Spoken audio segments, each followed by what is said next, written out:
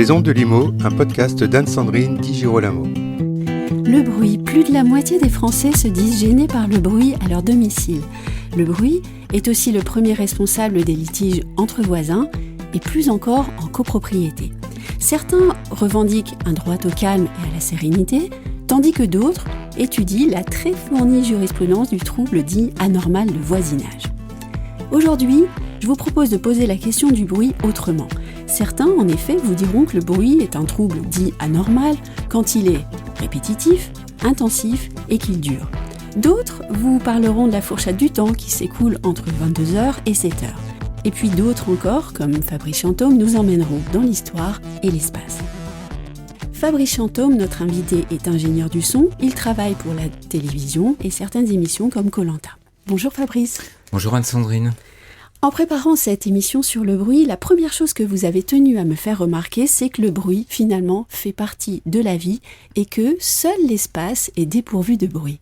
Eh oui, tout à fait. En fait, on a tendance à l'oublier parce qu'on est baigné de bruit, les bruits de la nature, les bruits des activités humaines. Et peut-être aussi que, à cause de films très populaires comme Star Wars, on imagine que dans l'espace, il y a également du bruit. On entend les vaisseaux spatiaux qui passent et c'est très rigolo. Et ça fait ou pour les gros vaisseaux. Mais en fait, c'est faux. Une reconstruction. C'est une reconstruction artificielle, peut-être sans doute pour nous rassurer. Le seul film de fiction qui est fidèle à la réalité, c'est 2001 Odyssée de l'espace de Kubrick, qui est sorti, je crois, en 1968. Il fait figure de classique, et là, les vaisseaux se déplacent dans un silence absolu que Kubrick a comblé avec de la musique. Ça prouve que peut-être il pensait que si on mettait un silence total trop longtemps, ça deviendrait inconfortable. Oui. Et effectivement, ça l'est. Parce que dans la nature, il y a toujours un peu de bruit. Il y a le petit bruissement des feuilles dans le vent, il y a les oiseaux dans les arbres, il y a la rumeur de la mer dans le lointain. Il y a tout un tas de choses et nous sommes programmés, nous sommes habitués depuis des siècles et des siècles à vivre au milieu de ces signaux sonores. Oui, vous avez dit quelque chose d'important, le silence est inconfortable. On oublie trop souvent de dire que le bruit, c'est essentiel au fond. Oui, c'est essentiel pour plein de choses. Si on remonte très très très loin des âges sombres et éloignés, le bruit c'est une source d'alerte par rapport aux prédateurs. Lorsque les hommes primitifs vivaient dans la nature sauvage, étaient entourés d'animaux pas du tout domestiqués, le craquement de branches, le grognement qu'on peut localiser, c'est une alerte pour une menace. Et puis entendre le bruissement d'une source, d'une cascade, c'est de se dire « Ah tiens, il y a un point d'eau potable pas loin ». Donc il nous est nécessaire à la fois des signaux d'alerte, comme je disais, ce qu'on peut avoir en ville. Quand on entend un moteur de scooter ou quoi qui arrive, on se dit « Ah, attention !» au moment de traverser. Et problème avec les voitures électriques. Et c'est bien pour ça qu'il y a beaucoup de voitures électriques sur lesquelles les fabricants ont implanté artificiellement un bruit. Ils font des bruits plus ou moins agréables, que des espèces de bruits aigus et tout, juste pour attirer l'attention, exactement. Donc ça fait partie de nous et je crois qu'on ne peut pas vivre sans, quoi. On n'a pas été conçu pour ça, quoi. L'éxpérience d'ailleurs de la chambre sourde en fait la preuve aussi. Oui, c'est une expérience que j'ai faite une fois, ou aussi dans un hôpital, suite à un petit accident où j'étais confiné à l'isolement, on peut dire véritablement. C'est quelque chose de terrible. Alors la chambre sourde, enfin il y en a plein dans le monde. La plus silencieuse, c'est la fameuse aux États-Unis à Minneapolis, la Orfield, je sais pas comment, une dead room, comme ils disent, qui a le record officiel enregistré au Guinness Book de 9 dB de bruit de fond. Il faut vous dire que par exemple une chambre à coucher calme, c'est 30 décibels. 9, c'est plus de 3 fois moins. Et ce qui se passe, en tout cas, et on a des chambres sourdes en France, en Europe, etc. Donc ce sont des grandes pièces recouvertes de matériaux amortissants qui étouffent complètement les sources sonores. Vous pouvez vous faire une idée quand par exemple chez vous, vous avez un dressing, un endroit où vous mettez vos vêtements. C'est plein de vêtements, de tissus. Éventuellement, c'est une pièce exiguë avec de la moquette. C'est très feutré, très cosy, etc. Là, quand vous parlez, votre voix, elle se fait comme absorbée par une éponge. Et ben, la chambre sourde, c'est ça, mais décuplé. Mais à un point que ça n'est pas vivable. Non, c'est pas vivable. Ça engendre un sentiment de claustrophobie super stressant. Et réellement, moi, ce que j'ai ressenti quand on reste un petit moment dans ce genre d'endroit, notre perception auditive évolue, parce que notre système auditif est adaptatif, on va dire. Il sait se protéger, il sait se réguler en fonction de l'intensité sonore. Comme les yeux s'adaptent aussi plus ou moins à la baisse de lumière. Et au bout d'un moment, on entend les bruits de son corps, les battements de son cœur, la pulsation du sang. Et je peux vous dire que c'est assez angoissant. En tout cas, c'est déstabilisant. Moi, quand j'ai eu la sensation physique d'entendre les boum boum boum boum de mon cœur, mais j'ai eu peur.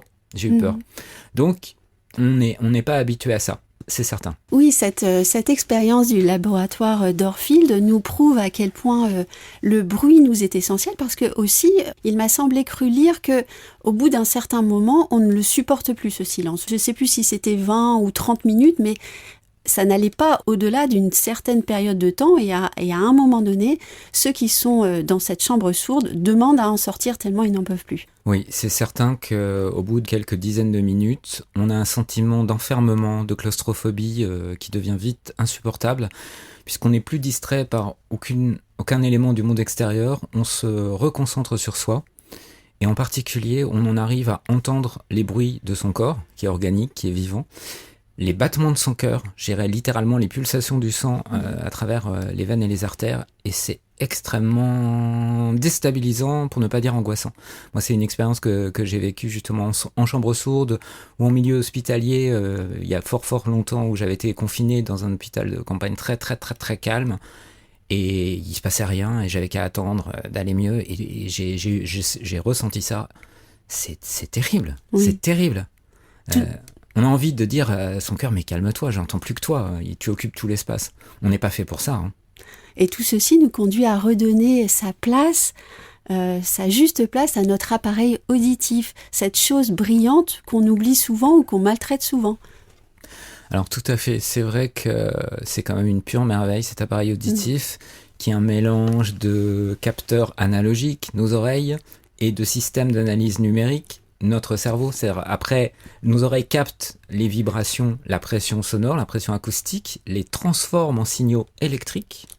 Et ces signaux électriques, finalement, on pourrait dire, ils sont numérisés, ils sont analysés par notre cerveau en temps réel. Et tout ça fonctionne en parfaite harmonie et s'adapte, parce que notre système auditif, c'est ça qui est merveilleux, est adaptatif. Alors, adaptatif par rapport au niveau sonore. Notre environnement. Notre environnement, exactement. Quand c'est ce qu'on vient de décrire en fait, dans un environnement très calme, finalement c'est comme si la sensibilité du système auditif augmentait. Et quand on est dans un environnement bruyant, et ça c'est prouvé, on a des formes de protection mécanique qui se mettent en place au niveau des oreilles. Mais au-delà d'un certain niveau sonore trop élevé, là on a des lésions graves qui peuvent aboutir à des troubles auditifs provisoire ou permanent. Donc ça, il y a déjà l'adaptation selon le contexte, au niveau bruit, quantité de bruit. Et puis, il faut dire que ce système, il n'est pas totalement honnête et linéaire. On n'entend pas de la même manière, on n'a pas la même sensibilité, la même perception selon les fréquences.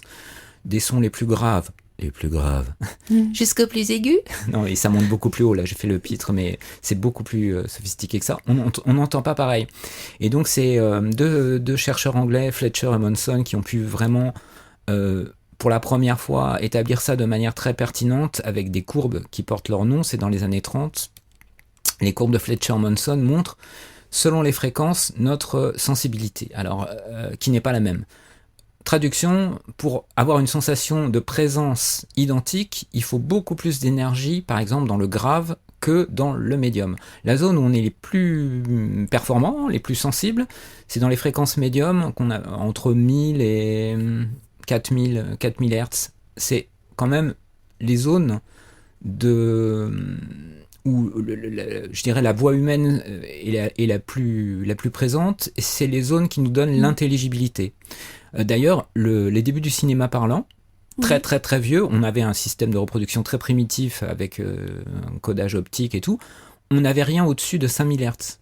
Mais je dirais ça suffisait pour comprendre la voix correctement, puisque la voix, c'est entre 1000 et 4000, 5000 Hz qu'on a la zone de présence, de définition et de compréhension optimale. Quand moi je mixe un documentaire ou quoi que ce soit et qu'il y a un problème, parce que par exemple, il y avait un voile, je mets ma main devant la bouche, faut expliquer, et là on m'entend pas très bien, il suffit que je j'éclaircisse artificiellement, on dit éclaircir, c'est Oui. une image bien évidemment, j'augmente les fréquences dans cette zone-là pour retrouver l'intelligibilité. Donc c'est la zone, les médiums, dans laquelle on est la plus sensible. C'est pour ça qu'un bruit de marteau-piqueur, qui a beaucoup de fréquences là, est super pénible pour nous, parce que très vite c'est très agressif. Dans les graves, par exemple, prenons un truc plus sympathique que le marteau-piqueur, la contrebasse, il faut beaucoup plus d'énergie, de volume mesuré par un microphone pour avoir le même ressenti de présence que sur une guitare acoustique, quoi. C'est complètement dingue. C'est 10 à 100 fois plus. Et ce qui veut dire d'ailleurs qu'au niveau de la reproduction sonore, les enceintes, etc., ou les amplificateurs, il faut fournir beaucoup, beaucoup plus d'énergie dans le grave et dans l'extrême aigu. Alors, on a découvert, Fletcher et Monson ont découvert, et puis depuis, on a affiné leurs mesures, hein. Je crois qu'en 2003, tout a été revu, parce que quand même, la technologie a progressé, mais l'idée générale reste la même. On a découvert à peu près, en termes de volume sonore, la quantité pour laquelle notre appareil était le plus objectif, le plus neutre, le plus équilibré. C'est de mémoire entre 70 et 80 décibels. C'est pour ça que par exemple nous en mixage pour la télévision, que ce soit documentaire, que ce soit en stéréo ou en son multicanal, la recommandation c'est 79 dBA et c'est ce que je fais. Moi, c'est ce que j'ai dans les salles où, quand je travaille sur des films ou pour la télévision ou autre, je suis à cette valeur. Je n'y touche jamais du matin au soir. Parce que la tentation, ça serait qu'avec la fatigue, on entend moins bien, alors on met plus fort. Et ça, c'est un piège dans lequel il faut jamais rentrer. Et en travaillant donc dans cette zone qui est finalement celle où notre appareil auditif est le plus neutre, eh bien, on fait pas d'erreur. En tant qu'ingénieur du son, on fait un mixage, un mélange équilibré qui pourra s'écouter sans trop de mauvaises surprises, aussi bien à bas volume qu'à fort volume. Si on écoutait à bas volume, il y a des choses qu'on n'entendrait pas, donc on les exagérerait. Si on écoutait à très fort volume, mis à part qu'on s'abîmerait les oreilles, là il y a des dispositifs de protection, comme je disais, donc il y a des choses qui seraient atténuées aussi, mais différemment. Et là aussi, erreur de jugement. Donc voilà, pour résumer tout ce verbiage, notre appareil auditif, il est adaptatif, selon les circonstances, il s'adapte, il est plus ou moins sensible, il n'est pas neutre, il fonctionne d'une certaine manière, il faut le prendre en compte quand on est professionnel du son. Alors pardonnez-moi Fabrice, je ne suis pas professionnel du son, moi je suis madame tout le monde, et donc si je résume, j'évite les agressions extérieures pour protéger mon appareil auditif, mais aussi à vous entendre, je cherche un peu le repos, ou en tout cas je me souviens que pour protéger l'appareil auditif et pour qu'il fonctionne bien, je dois apprendre à le laisser se reposer. Ah, c'est tout à fait exact, et c'est vraiment un conseil que je peux donner à tout le monde, particulièrement les gens qui sont exposés à du bruit en ville, de par leur travail ou autre. Ménagez-vous des heures de repos, pas seulement la nuit. Faites l'expérience de partir en vacances à la campagne, dans un gîte un peu reculé. Vous vous rendrez pas compte immédiatement de la récupération que votre corps et votre appareil auditif engrangent, mais quand vous allez revenir en ville, dans un milieu plus bruyant, tout d'un coup, vous allez tout entendre beaucoup plus fort, entre guillemets. Oui, parce que ça aussi, ce qui est merveilleux dans notre corps et dans notre appareil auditif par rapport à l'agression du bruit, c'est qu'on peut récupérer. Moi, j'avoue que lorsque je fais des longues journées en studio toute la semaine, et que j'ai par chance un véritable week-end de repos, j'en profite justement pour me reposer, de pas trop exposer mes oreilles à du bruit ou à de la musique écoutée fort. Je vais pas aller en discothèque le week-end quand je travaille en studio toute la semaine, ça serait absurde. Et quand je reviens le lundi matin, dans ma salle où, encore une fois, je travaille toujours au même niveau sonore, c'est réglé, c'est calibré, on n'y touche pas, j'ai l'impression d'entendre beaucoup mieux. J'ai vraiment le ressenti, c'est même plus fort. Simplement parce que j'ai récupéré. Donc c'est vraiment un conseil important, soit parce que vous travaillez dans un lieu malheureusement trop bruyant, et là il y a nécessité de faire des adaptations qui sont tout à fait possibles,